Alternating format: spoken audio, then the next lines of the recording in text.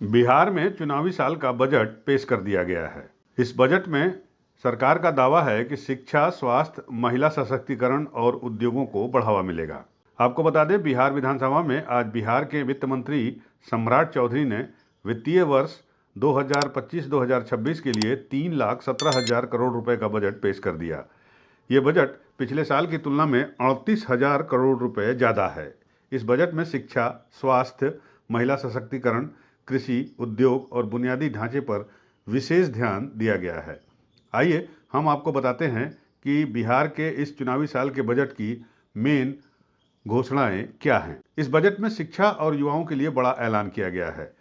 358 प्रखंडों में नए डिग्री कॉलेज खोले जाने की बात कही गई है। SC, ST और पिछड़ा वर्ग के छात्रों की छात्रवृत्ति दोगुनी करने की भी बात कही गई है और प्रत्येक प्रखंड में आउटडोर स्टेडियम के निर्माण कराने की बात कही गई है। PPP मॉडल पर नए मेडिकल कॉलेज स्थापित करने का भी ऐलान इस बजट में हुआ है। स्वास्थ्य क्षेत्र को अच्छी खासी धनराशि दी गई है, तकरीबन 20,000 करोड़ के आसपास, और कहा गया है कि सभी प्रमंडलों में कैंसर अस्पताल खोले जाएंगे। बेगूसराय में कैंसर अस्पताल की स्थापना होगी। 108 नगर चिकित्सा सुविधा केंद्र खोले जाएंगे। बिहार में बिहार कैंसर केयर सोसाइटी की स्थापना की जाएगी। महिलाओं के लिए हालांकि तेजस्वी यादव की डिमांड थी कि उन्हें 2,500 रुपये हर महीने की राशि सरकार दे, लेकिन इसका ऐलान इस बजट में नहीं किया गया। हालांकि महिला सशक्तिकरण को बढ़ावा देने के कई ऐलान इसमें किए गए हैं, जिसमें पटना में महिला हाट की स्थापना की जाएगी।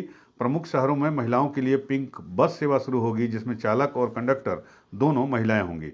साथ ही शहरों में महिलाओं के लिए पिंक टॉयलेट बनाए जाएंगे। कामकाजी महिलाओं के लिए प्रमुख शहरों में छात्रावास का निर्माण किया जाएगा। इसके साथ ही उन्हें ई-रिक्शा खरीदने के लिए सब्सिडी दी जाएगी। साथ ही औद्योगिक और आर्थिक विकास के लिए बिहार औद्योगिक निवेश प्रोत्साहन नीति लागू की जाएगी। बिहार खाद्य प्रसंस्करण नीति 2025 लाई जाएगी और बिहार फार्मास्यूटिकल पॉलिसी 2025 लाई जाएगी। इसके अलावा पूर्णिया हवाई अड्डे से अगले 3 महीनों में उड़ान शुरू हो जाएगी और राज्य के और दूसरे शहरों में नए हवाई अड्डों का निर्माण किया जाएगा। साइबर अपराध को रोकने के लिए डाटा सेंटर भी बनाया जाएगा। साथ ही बिहार सरकार ने कृषि क्षेत्र में यह ऐलान किया है कि अरहर, मूंग और उड़द की दाल MSP पर खरीदी जाएगी और राज्य में आधुनिक कोल्ड स्टोरेज बनाए जाएंगे। बिहार के वित्त मंत्री सम्राट चौधरी ने बजट पेश करते हुए कहा कि ये बजट PM मोदी के सबका साथ सबका विकास और मुख्यमंत्री नीतीश कुमार के संकल्प को आगे बढ़ाने वाला है। हालांकि अब देखने वाली बात यह होगी कि इन योजनाओं का कितना प्रभावी क्रियान्वयन होता है और बिहार की जनता को इसका कितना लाभ मिलता है। आज बिहार के 2025-26 के बजट भाषण के सारांश बिंदु पर आपके साथ प्रेस कॉन्फ्रेंस में उपस्थित। आज बिहार के बजट को प्रस्तुत मैंने किया। आदरणीय नीतीश कुमार जी के नेतृत्व में, उनके मार्गदर्शन में, उनके कुशल नेतृत्व में हमने वित्तीय वर्ष 2025-26 के लिए 3,17,000 करोड़ का बजट पेश किया। इसके साथ साथ जो पिछले वित्तीय वर्ष का बजट था, उस आकार को की जो बढ़ोतरी हुई 2,78,725 करोड़ से बढ़ाकर 38,169 करोड़ रुपया अधिक हम लोगों ने इसमें करने का काम किया। उधर इस बजट के बारे में जब तेजस्वी यादव से पूछा गया तो तेजस्वी यादव ने उल्टे सरकार से सवाल किया कि जब सरकार को रेवेन्यू ही नहीं मिल रहा है तो 3,17,000 करोड़ रुपए का बजट कहां से आ गया। तेजस्वी यादव ने कहा कि यह बजट बढ़ा चढ़ाकर पेश किया गया है। पिछली बार जो घोषणाएं की गई थी वो कुछ नहीं हुआ।